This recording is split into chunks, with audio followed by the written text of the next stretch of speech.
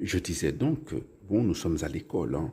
Ce pèlerinage terrestre dans cette vallée de larmes, eh bien, bon, nous sommes des écoliers, nous sommes tous à l'école, nous apprenons la charité et l'humilité et Dieu, pour reprendre en ce que je disais dans la vidéo précédente, c'est que Dieu va tout faire à travers les événements de notre vie, hein, de nos vies, à travers ces événements-là, les épreuves, les souffrances, les maladies, les mauvaises choses, entre guillemets, on les croit. Parce que Jésus le dit, hein, bon, je n'invente rien, il faut prendre sa croix. La croix est au cœur de l'évangile.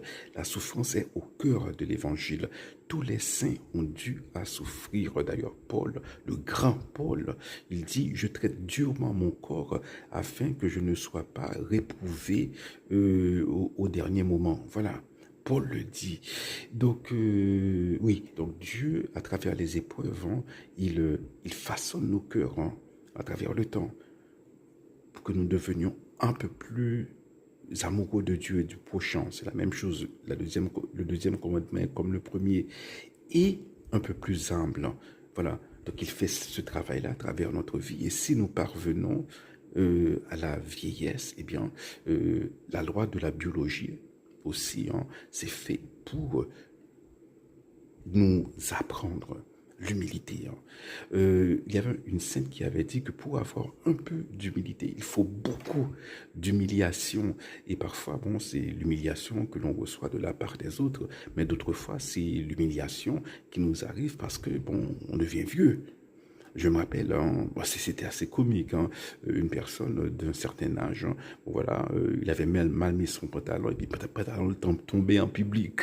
Tout le monde rit. Vous vous imaginez, c'est marrant lorsqu'on y pense, mais voilà, Dieu, c'est pas pour vous humilier, il vous apprend l'humilité, voilà. Et,